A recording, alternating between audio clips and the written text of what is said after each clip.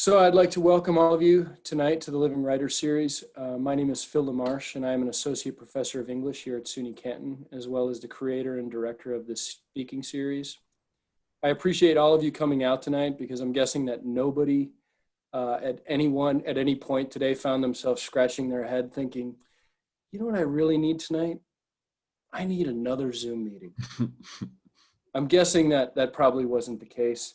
But I do hope that this event serves as a bit of an escape from our everyday reality, whether you're masked up on the front lines or locked up in your home or dorm, wondering if this world will ever get back to what we once knew as normal. Before I introduce our guest speaker tonight, I have a lot of gratitude to spread around.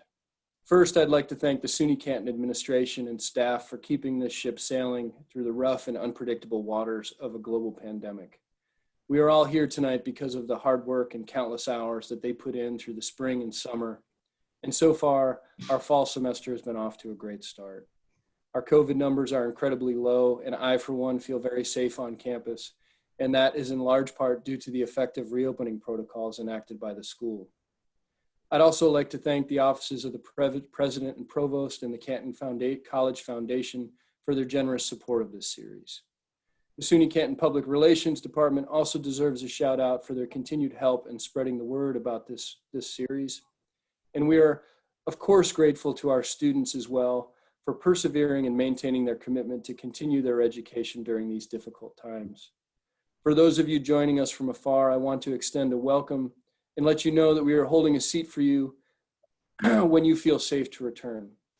And for those of you who have experienced loss and difficulty, you are in our hearts and minds, and we send our best wishes as well as our thoughts and prayers. Last but not least of my gratitudes goes out to our speaker tonight, Kaveh Akbar, who comes bearing such a long list of accolades and praise that I'm sure to miss something, so I apologize in advance, but here goes. Kaveh Akbar's poems have appeared in the New Yorker, Poetry, the New York Times, the Paris Review, The Nation, Best American Poetry, The New Republic, The Guardian, American Poetry Review, PBS NewsHour, and many other publications. His debut, which we are reading in class, Calling a Wolf, is out now with Alice James in the US and Penguin in the UK. He is also the author of the chapbook Portrait of the Alcoholic, published in 2016 by Sibling Rivalry Press. Great name for a press. His second full-length volume of poetry, Pilgrim Bell, will be published by Graywolf in 2021. He was recipient of honors including the Ruth Lilly and Dorothy Sargent Rosenberg Fellowship from the Poetry Foundation, multiple Pushcart Prizes, the Levis Reading Prize, and a Lucille Medwick Memorial Award from the Poetry Society of America. Kaveh was born in Tehran, Iran, and teaches at Purdue University and in the low residency MFA programs at Randolph College and Warren Wilson. All of that, to paraphrase all of that and to put it in the simplest of terms, Kaveh Akbar is a really big deal. And I was lucky enough to meet him, virtually of course, during the height of the pandemic. And I've appreciated his friendship ever since. Kaveh is everything you could want from a friend. Kind, funny, very funny, honest, thoughtful, engaged. And Kaveh is all of those things as a poet and more. His work is challenging. And this is the first thing that many of my students note upon encountering it. But as it is true with anything worthwhile, the more you put into it, the greater your return. In his work, we see familiar images juxtaposed in dreamlike and often haunting ways. Whales, frozen stiff in giant ice cubes bobbing in the ocean. A stone statue standing in a puddle of its own guts. It's as if the light itself bends in Kaveh's work, reshuffling the world into a deck we only partially recognize. Ace of hearts, queen of rectangles, 14 of diamonds. It's a world shaped by addiction and compulsion and all of the ugly aftermath. But it is also a world that bends towards recovery, and therefore hope, and therefore warmth. And so while this world is dark, it is not bleak. And I hope that you all enjoy visiting this world tonight as Kaveh shares his poetry with us. Please help me welcome Kaveh Akbar.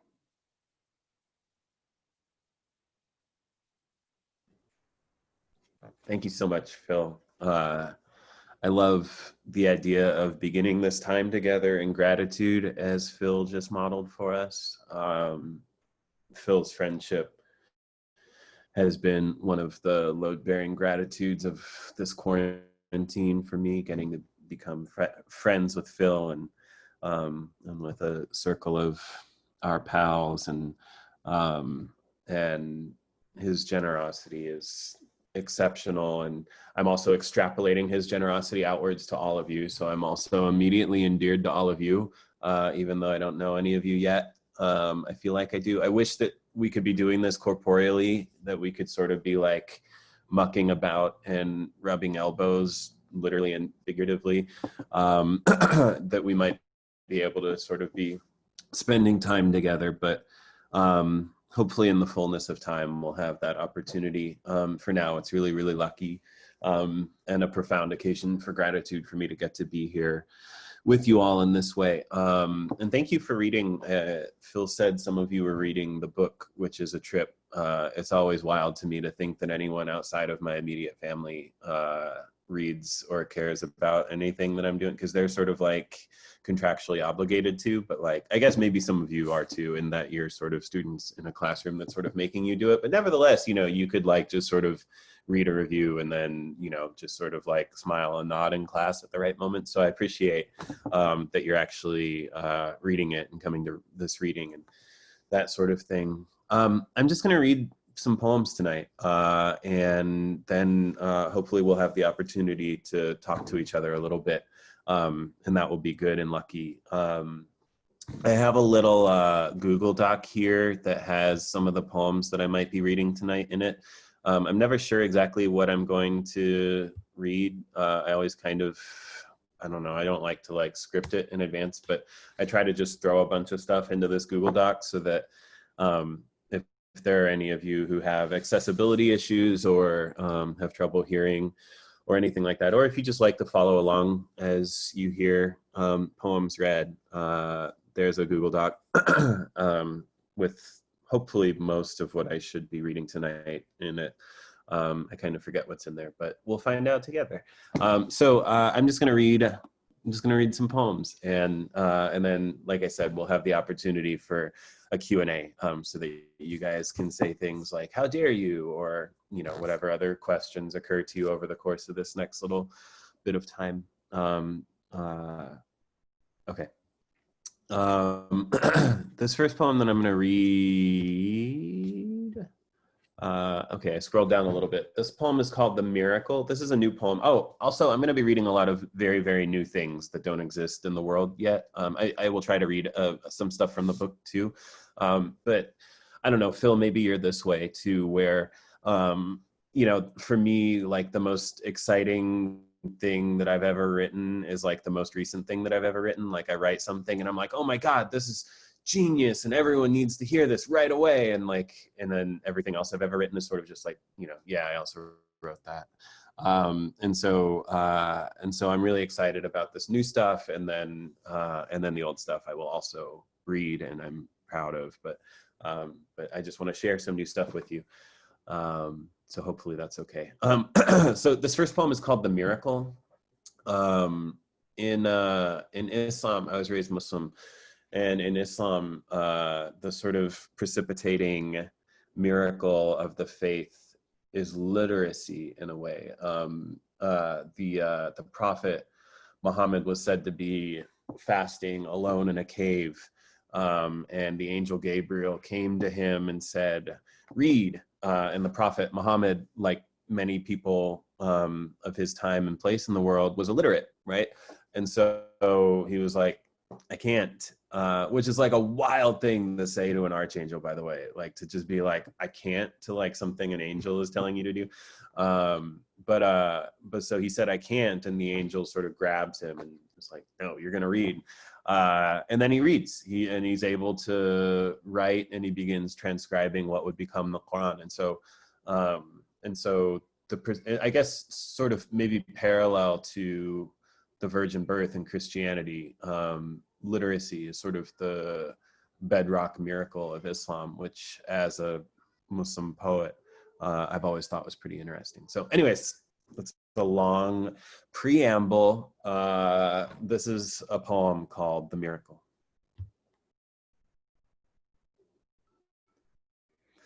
Gabriel seizing the illiterate man, alone and fasting in a cave and commanding, read. The man saying, I can't. Gabriel squeezing him tighter, commanding, read.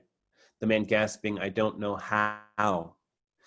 Gabriel squeezing him so tight he couldn't breathe, squeezing out the air of protest, the air of doubt, crushing it out of his crushable human body, saying, read in the name of your Lord who created you from a clot, and thus literacy. It wasn't until Gabriel squeezed away what was empty in him that the prophet could be filled with miracle. Imagine the emptiness in you, the vast cavities you have spent your life trying to fill with fathers, mothers, lovers, language, drugs, money, art, praise, and imagine them gone. What's left? Whatever you aren't, which is what makes you. A house useful not because it's floorboards or ceilings or windows, but because the empty space between them. Gabriel isn't coming for you. If he did, would you call him Jibril or Gabriel like you are here? Who is this even for? One crisis at a time. Gabriel isn't coming for you. Cheese on a cracker, a bit of salty fish. Somewhere a man is steering a robotic plane into murder. Robot from the Czech robota, meaning forced labor. Murder labor, forced. He never sees the bodies which are implied by their absence, like feathers on a paper bird. Gabriel isn't coming for you. In the absence of cloud parting, trumpet blaring clarity, what? More living, more money, lazy sex, mother, brother, lover. You travel and bring back silk scarves, a bag of chocolates for you don't know who yet. Someone will want them. Deliver them to an empty field. You fall asleep facing the freckle on your wrist. Somewhere a woman presses a button that locks metal doors with people behind them. The locks are useful to her because there is an emptiness on the other side that holds the people's lives in place. She doesn't know the names of the people. Anonymity is an ancillary feature of the locks. Ancillary from the Latin ancilla, meaning servant, an emptiness to hold all their living. You created from a clot. Gabriel isn't coming for you. You too full to eat, you too locked to the door, too cruel to wonder. Gabriel isn't coming, you too loved to love, too speak to hear, too wet to drink. No, Gabriel, you too pride to weep, you too play to still, you too high to come. No, Gabriel won't be coming for you, too fear to move, you too pebble to stone, too saddle to horse, too crime to pay. Gabriel, no, not anymore. You too gone to save, too bloodless to martyr, too diamond to charcoal, too nation to earth. You brute, cruel pebble. Gabriel, God of man, no cheese on a cracker. Mercy, mercy.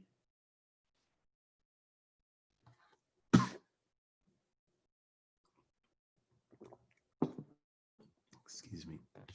That's a new one. I'm still sort of figuring it out, I think. I'll read one from the book. This is called Do You Speak Persian? My first language was Farsi. I was born in Tehran.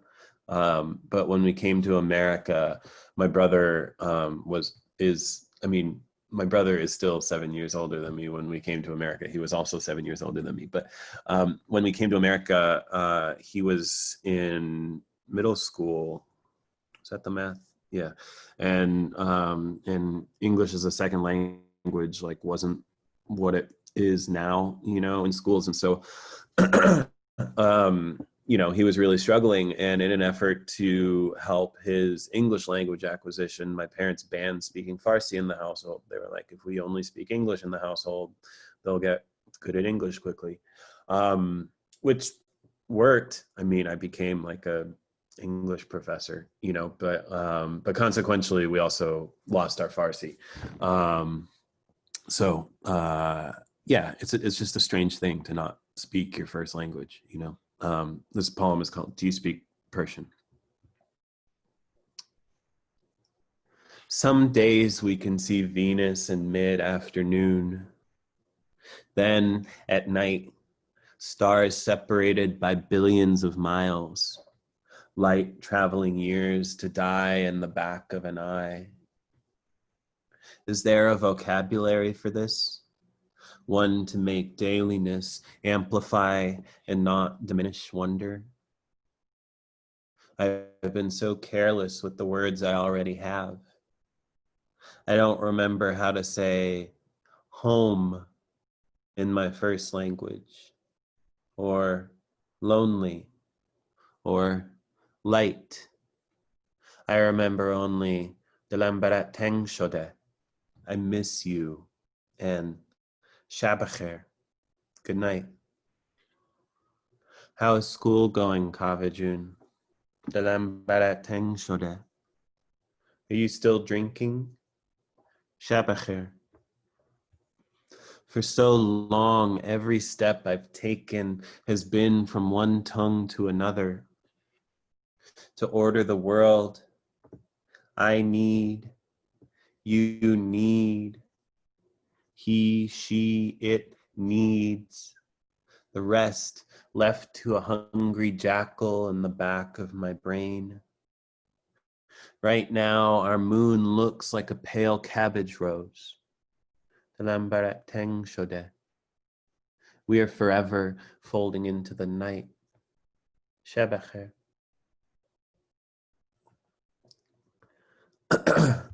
Sometimes when I do readings, when I'm lucky enough to be asked to do readings, I like to read poems by not me people, poems by people, written by people who aren't me. I understand that the whole like ostensible conceit of my being here is that I'm meant to be reading you my poems.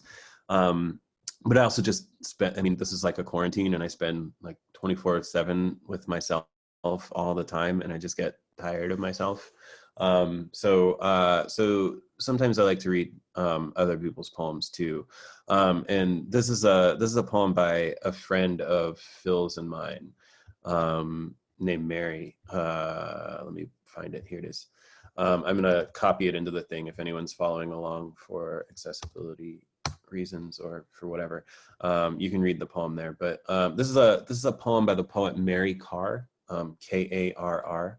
A favorite of mine, and just in the interest of, I also figure it's kind of like hedging my bets, like even if you like hate the stuff that I'm reading, like maybe here's like something else that you might like, so you can still like leave tonight and be like, well, at least he read that like Mary Karr poem. This poem is called "The Voice of God."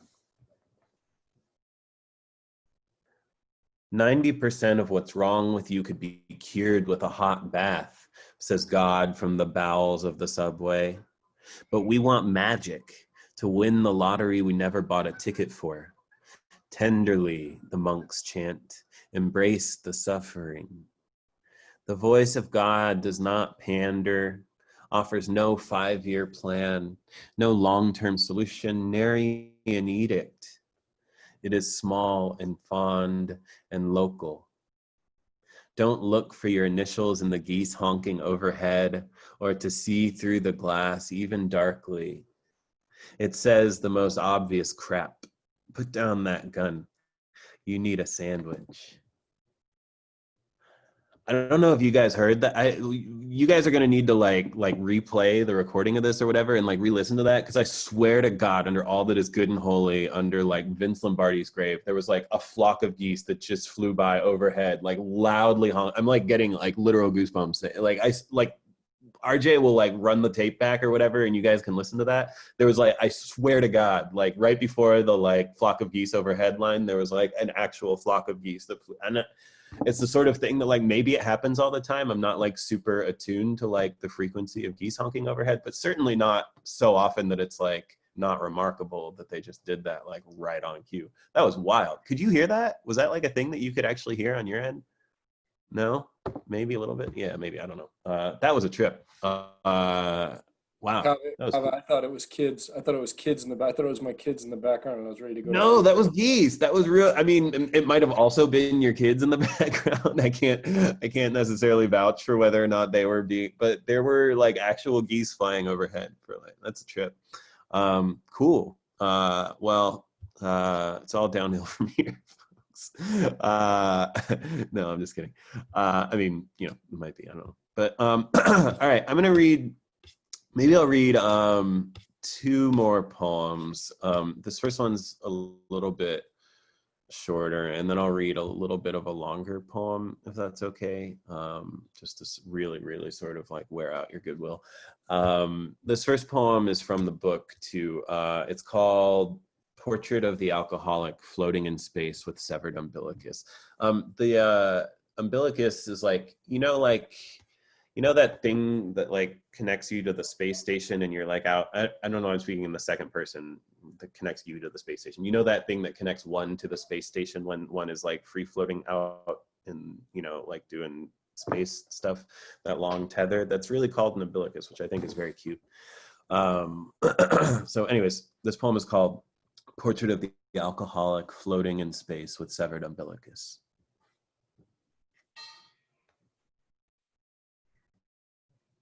In Fort Wayne, I drank the seniors, Old Milwaukee, Old Crow. In Indianapolis, I stopped. Now I regret every drink I never took. All around, coffee grounds and eggshells, this sweating, a mouthful of lime. As a boy, I stole a mint green bra from a laundromat. I took it home to try on while my parents slept, filled its cups with the smallest turnips in our pantry. The underwire grew into me like a strangler fig. My blood roiled then as now. Back on earth, frog spit is dripping down wild aloe spikes. Salmon are bullying their way upstream. There is a pond I leapt into once with a lonely blonde boy. When we scampered out, one of us was in love. I could not be held responsible for desire. He could not be held at all. I wonder where he is now. If he looked up, he might see me, a sparkling. I always hoped that when I died, I would know why. My brother will be so sad. He will tell his daughters I was better than I was. He will leave out my cruel drunk nights, the wet mattresses, my driving alone into cornfields, unsure whether I'd drive out. I wish he were here now. He could be here. This cave is big enough for everyone. Look at all the diamonds. All right. I'm just going to read one more poem. I actually have to pull this one up for you because I don't think it's in the... I'm just going to put the link to... I know this is an obnoxiousness, but it's just like the fastest way to pull the poem up. This is like a link to the poem being published if you'd like to follow along. This poem is called The Palace. It's a little bit longer. Again, I apologize in advance for that. take your shoes off and lean your head on a beloved if you're near a beloved. After this, maybe we can talk to each other for a little bit. This is called The Palace.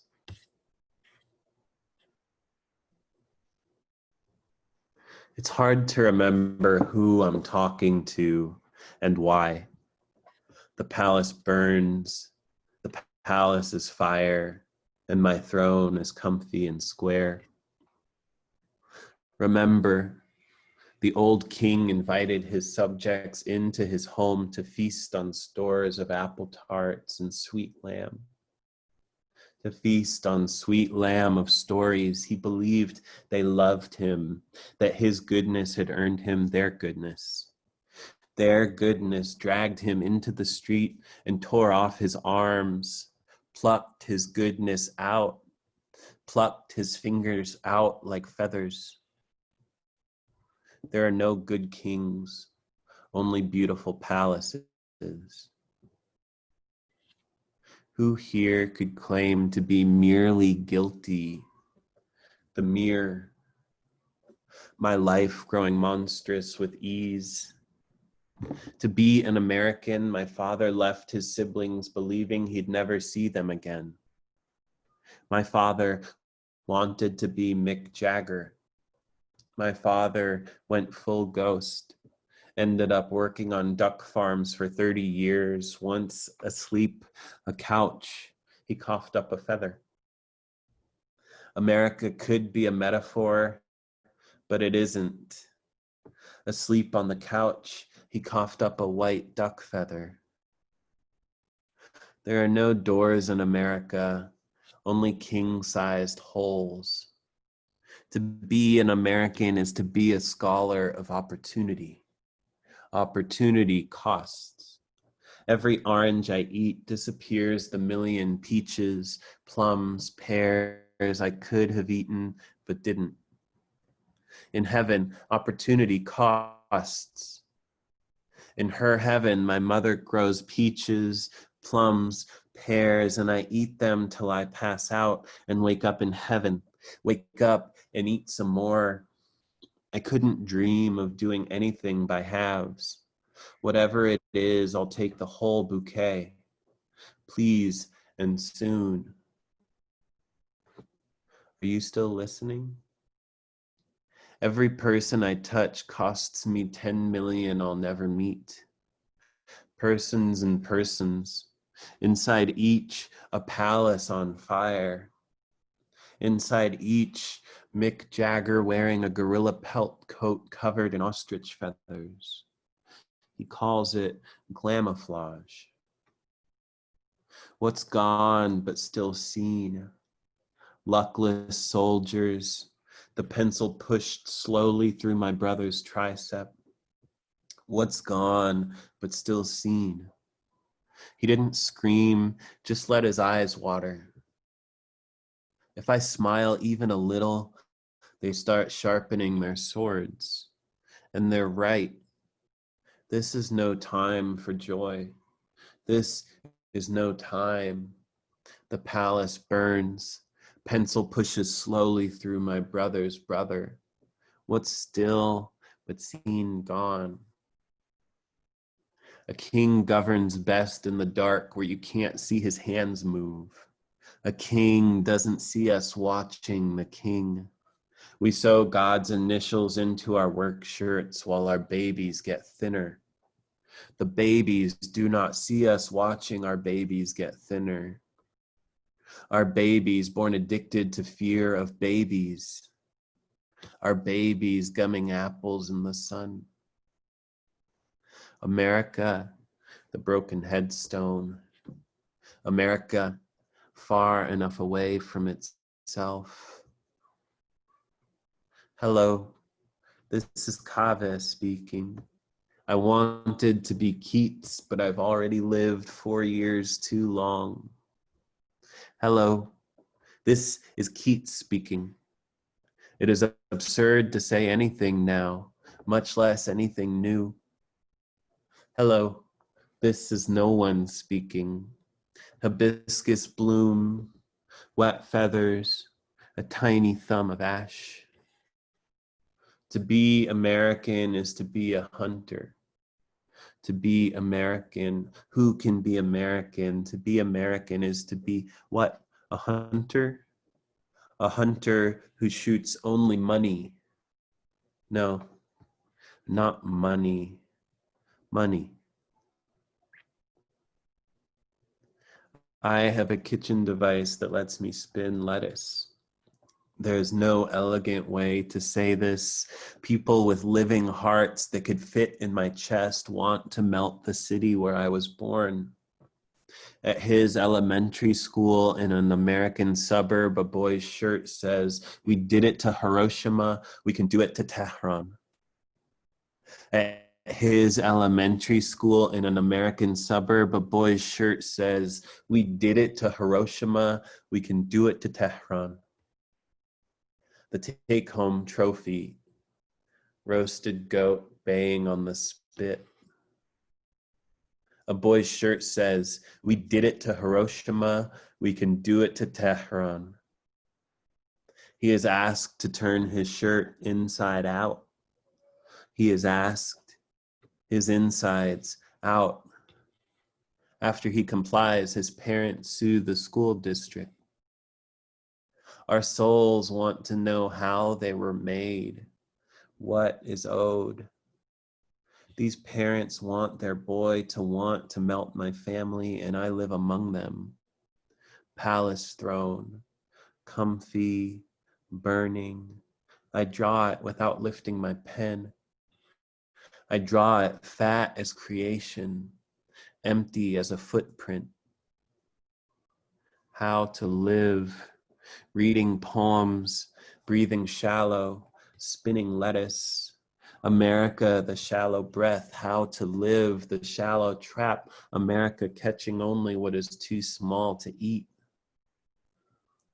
The dead keep warm under America while my mother fries eggplant on a stove. I am not there. I am elsewhere in America. I am always elsewhere in America, writing this, writing this, writing this. English is my mother's first language, but not mine. I might have said Baramjan. I might have said Khirafis. Sizzling oil, great fists of smoke, writing this. The first insect drawn by man was a locust. Art is where what we survive survives. Sizzling oil, great fists of smoke, art, sizzling oil, art. My mother fries eggplant. The first insect drawn by man survives. Who to kiss the prom queen? Brain pulsing like an oyster. Who to win the war? America rises covered in the tiny grains of its own making. Fresh bread pocked with flour dust. Mistyping in an email I write, "I lose you so much today." Then leave it. Forbidden mercies, windmills spinning around like drunk teenagers. Any document of civilization is also a document of barbarism, says the palace, burning. I, a man, am what I do not say. America, I warn you, if you invite me into your home, I will linger, losing, kissing my beloveds frankly, pulling up radishes and capping all your pens. There are no good kings, only burning palaces. Lose me today so much. Thanks, guys. That's it from me. I think we can now move into a Q&A sort of thing. If you guys have cues or comments or concerns or joys, raptures, sorrows, epiphanies, ecstasies, terrors, nightmares, visions.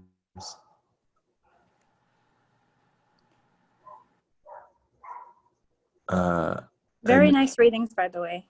Oh, thank you very, very much. Is it Brianna? Yeah, Brianna, yeah. It's nice to meet you, Hi. Brianna. Thank you for saying that. I appreciate that. Nice to meet you too. Are you a poet? I'm sorry, Brianna, what'd you say? are you a poet? No, I'm not a poet, but I'm like a heavy reader. So like I just like enjoy, like I guess good quality literature when I like hear it. Oh, But I did like your the second one you read, the second poem, Do You Speak Persian? Because like I kind of can relate to that. Like I wasn't born here, oh yeah. and yeah, so I'm Haitian, and I came here when I was like 5 or 6 years old, hmm and my older sister could speak both Creole and English, hmm and my sister only spoke Creole, and I only spoke Creole at that age, and I was very young. Yeah. I was having a lot of problems in school, and they put me in like a special program because I just like couldn't speak English properly.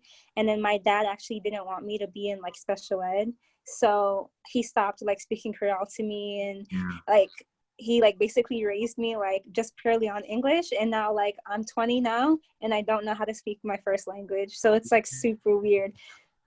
Yeah, that's such a trip. Yeah, and I mean, like, it's the sort of thing where everyone always says, "Well, you could go back to Haiti, and then the Creole would come back. You can go back to Iran, and but it's just it's like a different thing, and like it's a different thing. I feel like if it's like relearned, you know what I mean? Like, if Right. you just feel like it's like so in there, and it's like our parents were, your dad was doing what he thought was Yeah. best for you, in that situation to try to sort of help you with your situation. I mean, like. I know it was hard for my parents to imagine a future in which being able to speak Farsi in America was going to be particularly useful for me or make me more employable or anything, just as I imagine, your dad was like, well, Brianna probably doesn't need to be able to speak Creole to, pass high school or whatever, what I'm saying? Right. Yeah. But it's like such a huge part of my brain, and now consequently in like a room full of Iranians, I always feel like the least Iranian person, you know what I mean? 'Cause Yeah, it's so crazy. yeah, Yeah. yeah, yeah. Have And you so, tried? yeah, I mean, it's complicated because sorry, I don't mean to just be talking. I promise. I see that there are questions in the Q&A, and I promise I will get to them. I don't mean to just be talking with Brianna for the next half hour, although I'm Of sure we course. could. I'm sure it would be a compelling conversation. Yeah. So I can never go back to Iran in this life because of complicated, uninteresting political reasons. Um, uh, I was born there, and so they consider me a citizen, and all male citizens have to join the army for 2 years, and it doesn't seem like a particularly opportune time to join the Iranian army.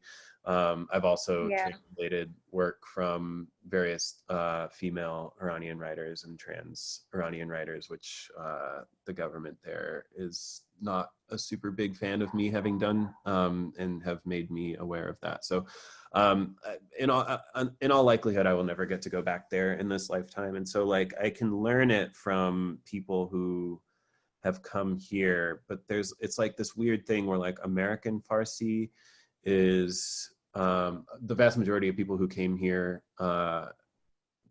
before the 1979 political revolution in Iran, meaning that like the Farsi that came here with them is like this like old Farsi from the 70s. So it would be like the equivalent of like if I was like talking to you and I was like groovy jive turkey, whatever. Like I Right. don't know how people, Yeah. but like it would be like if we were just like talking to, if I was like learning 70s English, you know what I'm saying?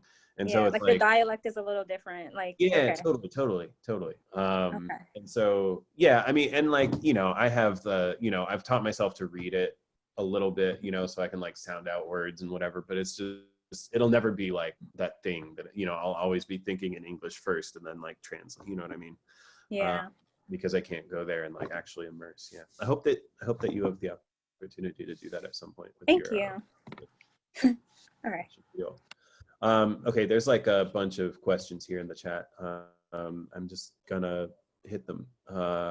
Giovanni Phillips, hi Giovanni, wherever you may be, asks, is writing for yourself more important than writing for an audience? I am someone who processes experience and thought through writing one way or the other. It's not that it's important or unimportant, it's just the thing that I've always done. I mean, since I was a kid, I've just always written. And I don't, this sort of ties into, or maybe it doesn't. I think that it's not so much that I'm like writing and think, I write, and I would write, you know, if there wasn't another human being alive on the planet Earth. The difference is that there's a big difference between what I write and what I publish. You know, I write a lot and I publish very little. I don't think I think that poem, that last long poem that I just read, was actually the last poem I think that I've published, and that was, I sent out in like late 2018, which is bad because I have a book coming out next year, and I think that my press will probably come break my kneecaps if I don't start publishing poems from that soon. But this just to say, there's a big difference between what I write and what I publish. I think that I write a lot, and then if later I decide that something that I've written might have the potential to be practically useful in someone else's living, someone who is not me, then I might consider sending it out, right? The Roman poet Horace said that a poem should dulce et utile, delight and instruct. Dulce, like where we, you know, sweet, and utile, like utility, like useful, or delight and instruct. And I think about that all the time. I think that a lot of what I write for myself might be practically personally useful, you know, like a diary entry, you know, is like practically personally useful, but there's not really that like delight in it. You know what I mean? There wouldn't be that delight for someone else in like a diary entry, you know? By delight, he doesn't mean like babies' pink toes and puppies wagging their tails. He means like, you know, a new encounter with unprecedented language, or a new encounter with unprecedented experience. And so, yeah, I think that I write a lot that is instructive for me, but wouldn't necessarily have that element of delight for someone that's not written towards that. I also write a lot that is like delightful for me. You know, I play sound games with myself, or, you know, I just sort of like doodle in language, you know, but that doesn't really have instruction, you know what I mean? And so if I write something that feels to me like it might be fulfilling both of those things, delight and instruct, I sort of consider maybe sending it out into the world. I guess to put it another way, the comedian Richard Pryor, who was a big comedian in the 80s and who's a person that I admire a lot in a lot of ways, said that he was like a stand-up comedian, and he said that he wanted to get you laughing so that your mouth would be open so he could pour the poison down, right? Which is like exactly what he did. But he was like a very sort of socially aware comedian, right? But what he's also doing there is basically paraphrasing Horace, right? Delight and instruct. Like he wants to get your mouth open, laughing, delight, so that he can pour the poison down, instruct, right? He wants to earn purchase to your interiority through some measure of delight, and then or through some measure of lyric or some measure of beauty, whatever it is. Different art gets in there different ways. And then once he's in there, he can sort of like plant that little seed of wisdom or doubt, or, you know, whatever that thing is. So, wow, the questions are really coming now. Can you explain your process to us? After your first reading, you said that you were still trying to figure out what it means. I found that so interesting. I was still trying to figure what, sorry, what did I say I was trying to figure out? Maybe you can help remind me what, just writing in general. I talk a lot, and sometimes I'm not sure exactly what I said, but yeah, I don't know. My process is strange. The poet Zbigniew Herbert he's a post-war Polish poet that I like a lot. His first name is spelled Zbigniew, Herbert, like Herbert. But he said that there are cat poets and there are ox poets. And, you know, like any binary, this is reductive, but I do think that like most writers tend towards one or the other. The ox poet is like the poet who's like out in the field dutifully plowing the field, no matter how rusty the plow or hard the soil or whatever, you know, they're just out there working, right? And then the cat poet is the poet who's like, you know, staring out the window and just watching and, and patrolling the house and grooming themselves and, taking a nap in a sunbeam. And then like, a mote of dust will catch the light and they'll pounce on it. Right. And that's sort of like inspiration or whatever. And in the beginning of Herbert's construction, there's no hierarchy between those two. It's not like, oh, everyone should try to be an ox or everyone should try to be a cat. He's just saying that most people fall into one of those two camps. And I think that naturally my process is very ox-like. When I am able to just sort of wake up and start writing and write for a few hours or read and write or whatever, before I start my day, I like to write in the mornings when my brain is still sort of gummy with dream logic before like the transactional argle bargle of the everyday kind of gunks up the pipes.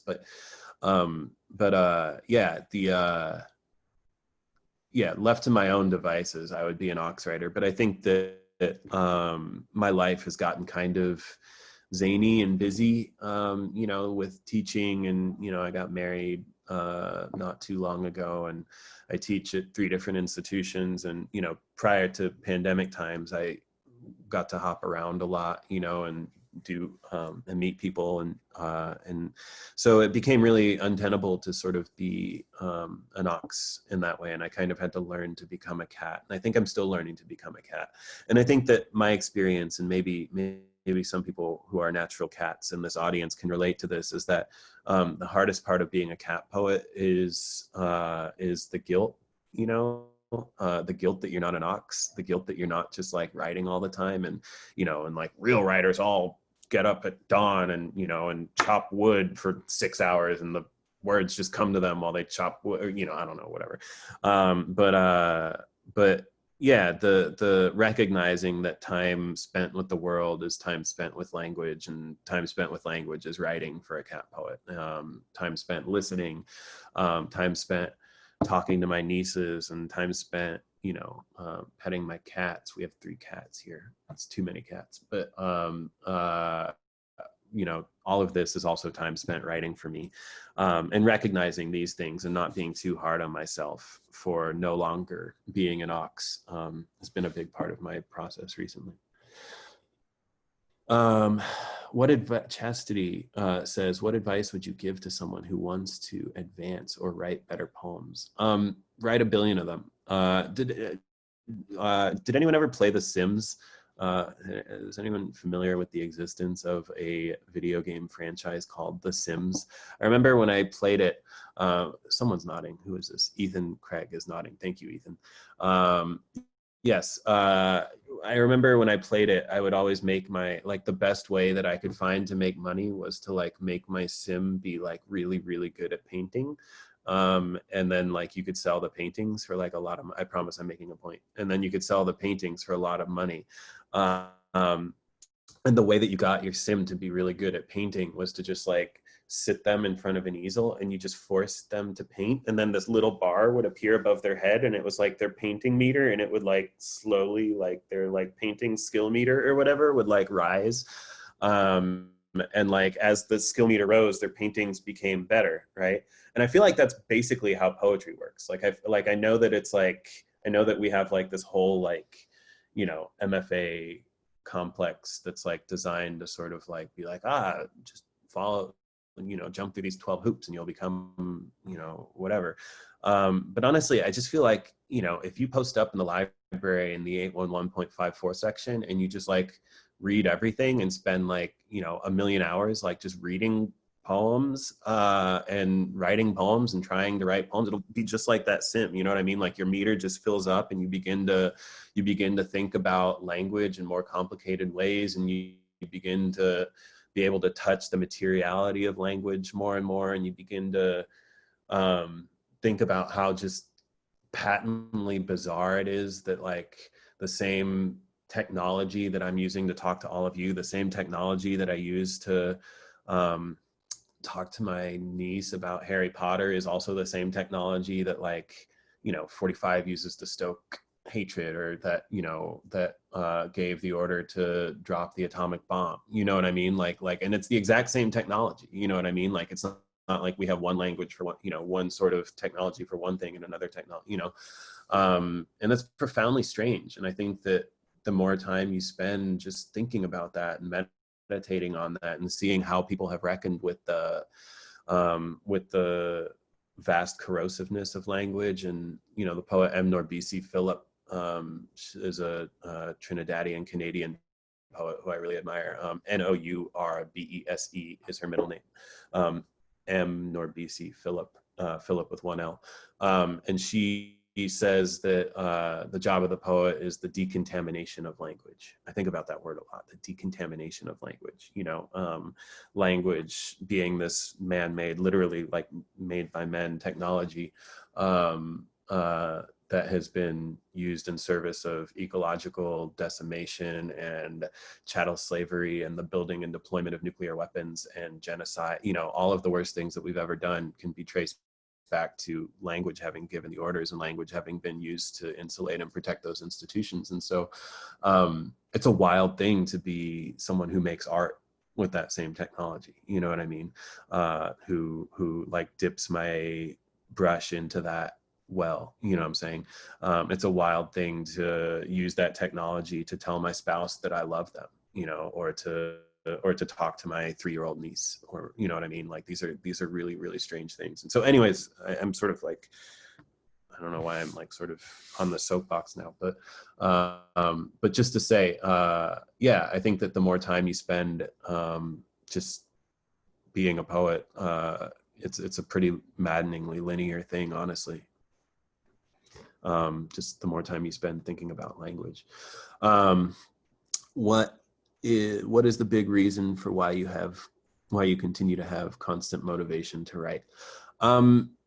That process of decontamination, you know, I don't have, you know, all of my skills in this world are sort of concentrated into this tiny little margin way out in the, concentrated into this tiny little blip way out in the margins of human interest, right? In poetry, right? It's like the only thing that I know anything about. I mean, I know a little bit about basketball, as Phil knows, but you know, besides basketball and poetry, I don't really have a whole lot going on in my brain. And again, you know, it's not, if I could, you know, be doing surgery to save people's lives, I would be doing that, right? If I could be writing legislation to get kids out of cages at the borders, you know, I'd be doing that. But what I have is the ability to maybe try to help decalcify some of this language, and to maybe try to, yeah, like I said, I can't improve upon M. Norbisi Philip's word of decontaminate. It seems really, really urgent in a time when the great weapon used to stifle critical thinking is just a raw overwhelm of meaningless language, you know, just like shot at us all the time. You know, we have like endless scrolls of meaningless language that we're just all sort of being cudgeled with at every moment. And I think that, what does a poem do? A poem asks you to slow down your metabolization of language. A poem asks you to become aware of the materiality of language, right? And so I think that in so doing, it's infinitely potent against an empire that would use, again, a raw overwhelm of meaningless language to cudgel us into inaction.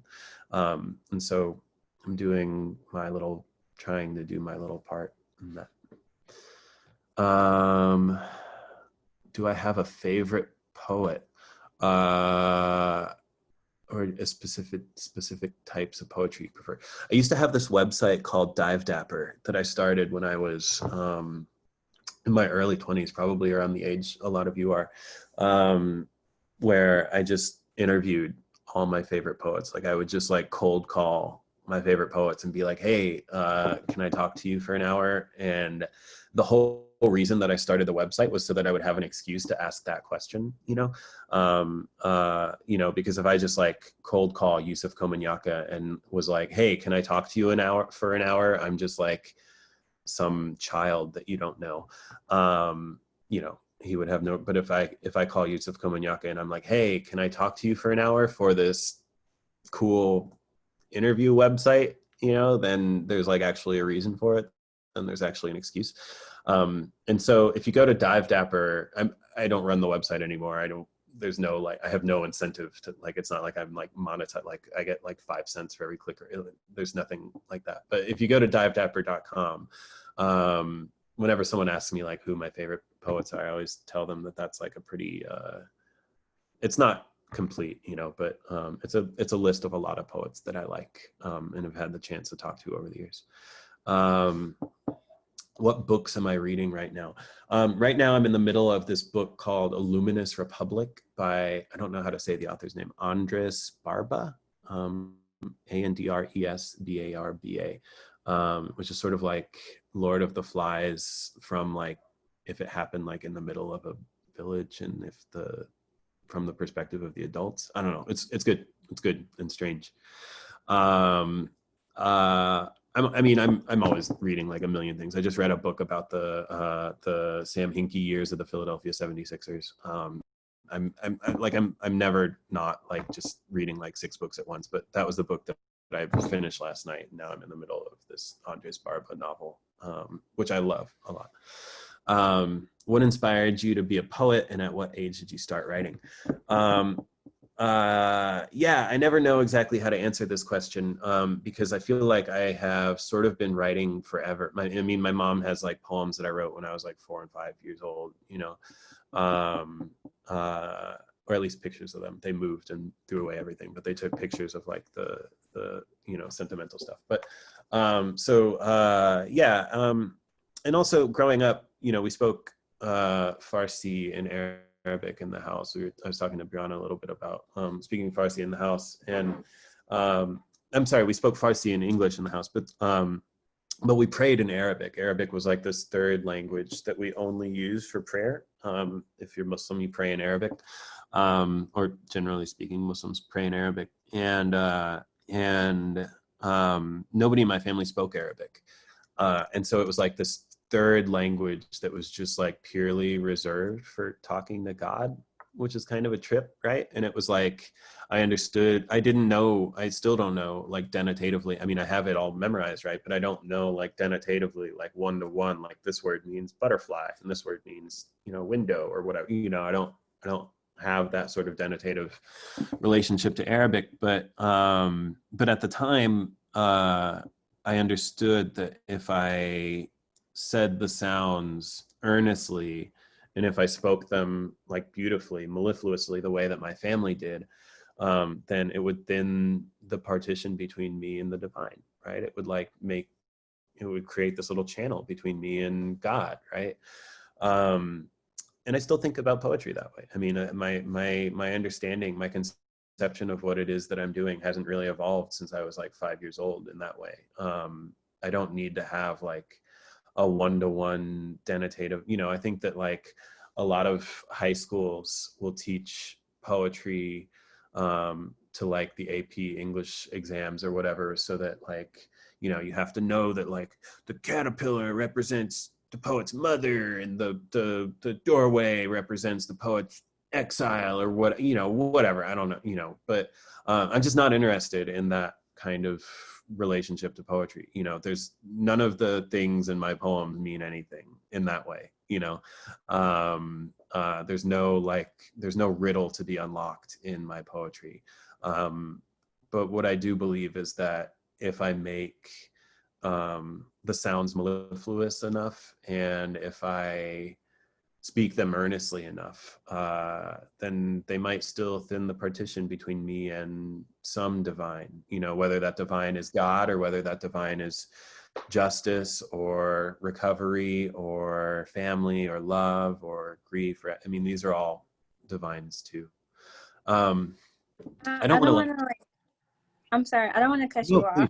no, I just wanted to comment on something you said. Like, I think that's what turns a lot of people off from poetry, like from a young age, because like, I don't know if it's just like an American thing, but like in elementary school all the way up to like high school, like when, you know, you're doing like, and I was in AP English in high school, and like every single time we did any kind of like poetry or, you know, things like that, like they would pick things like like Robert Frost, of course, you know, and they'd be like, well, like, what does this mean? And someone would like interpret the way it means, but it would always mean something else. Like nothing it is the way it says it is. Like everything always has to mean something else. And I think to a lot of people that can be really annoying because everyone will interpret it differently. And the teachers were just like, no, that's not what it means. It means this.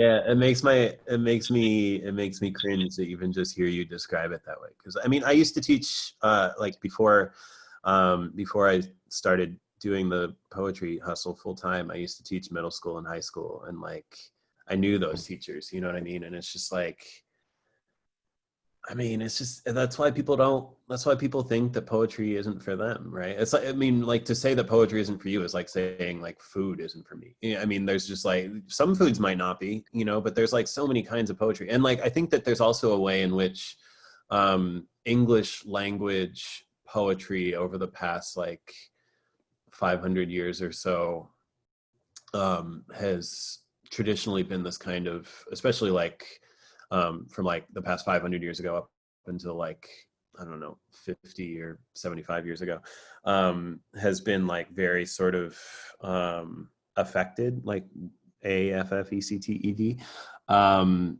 But if you go back to antiquity, it tends to be the case that in society, if you look at like Mesoamerican cultures or Mesopotamian cultures, it tends to be the case that the written language of poetry precedes the written language of prose, and that prose is the one that is like the affected thing with like a lot of rules and stuff governing it, and that poetry tends to be like the native relay of written language, you know. So like, you know, Lucretius wrote all of his science texts in poetry, right? That's just like how you wrote in like written language, right? But we think of poetry as being this like, because of, you know, the Romantics, I think we think of poetry as being this like ornate sort of box that has to be like slowly opened and unraveled, you know, which just isn't, it's just not my relationship to the thing, you know. It's not, the poetry that I'm interested in doesn't have like a secret code that you have to solve, you know what I mean? I'm not interested in poetry that thinks it's smarter than I am, you know what I mean? I'm interested in poetry that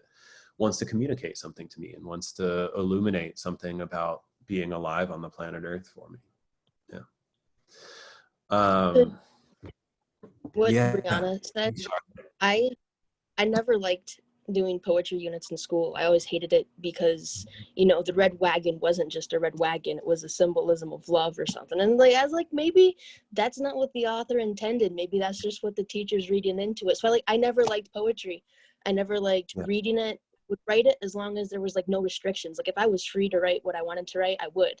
Yeah. And my freshman year in college, I'd get bored in class, so I would sit and I would write poetry, and I wrote some great poems. You know, I'm probably biased, but like I can write them. I just hate reading them and dissecting them. And like the ones, you know, you wrote, I think it's great that there's no like hidden meaning or anything. Yeah, no, thank you. I'm sure that you're right about your poems being great. And that's cool that you were able to sort of I actually remember as an undergrad doing that same thing. And I used to drive forklifts in a Subaru factory third shift. And so there would be like acres. And I mean, I don't know if you guys have ever like seen an automotive plant, but it's like, you know, square miles and square miles. You know, it's like, and third shift, it's just like a skeleton crew. And so like I would be driving, you know, my forklift, and, you know, my job was to like carry these like these like hoppers of like scrap steel and aluminum, like from over here to like over here in the recycling area of the plant.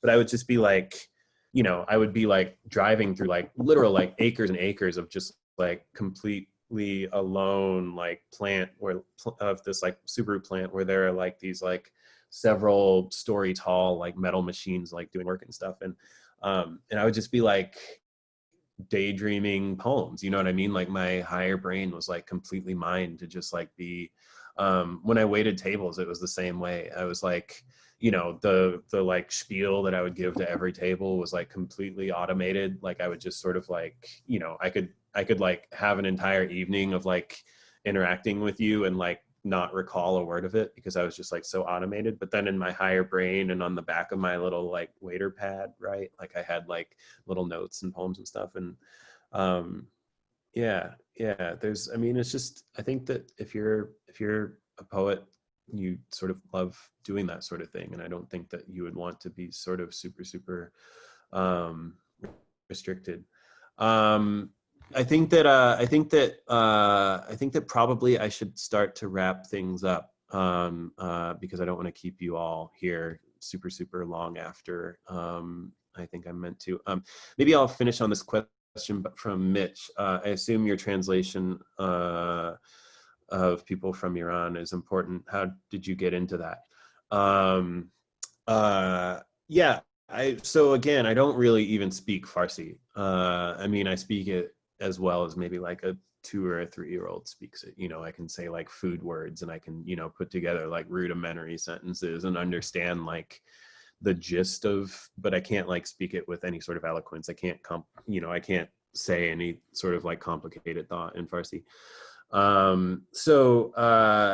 But there are writers who I work with who maybe aren't, who speak Farsi as their first language and are still in Iran, but who don't speak English well, but speak enough English so that I can like sort of ask them questions, right? Like you might have taken like 4 years of Spanish in high school or whatever, and so you can kind of understand Spanish a little bit, but you couldn't like write literary poetry in Spanish. You know what I'm saying? There are writers like that in Iran who they speak enough English to be able to sort of like answer my questions about the Farsi, but not enough English to like sort of translate their work into literary prose or literary English or whatever. So I work with them. I can also, you know, I also have lots of native Farsi speakers in my life who aren't writers in any way, who can sort of help me with that, you know, who can look at Farsi and be like, this is the general gist of what it means, but then like they hand it to me to, you know, make it poemy and to make it actually sound better than just like the Google Translate version of it, you know? So it's usually a combination of these things. And yeah, translation is incredible. If any of you have access to another language, Brianna, it might be a cool way for you and your dad to spend time together, you know, translating. There's actually a long history of Haitian Creole poetry, and lots of it that isn't yet translated into English. But if you get the like Echo Anthology of International Poetry, there's some great Haitian Creole poets in there. Okay, thank you all so much for having me. I'm sorry that I couldn't get to all of the questions. I don't want to keep you all as a captive audience because you're being so lovely, and I'm sure you'd stick around, but I also know that people have lives and children that need to be fed and all that. So thank you all so much. I really do appreciate it. And hopefully our paths will bend across corporeally in the future as well. Thank you. Thanks so Bye. much, Kaveh. Thank you. Yeah, thanks. And thanks to everyone for showing up. Be well, be safe.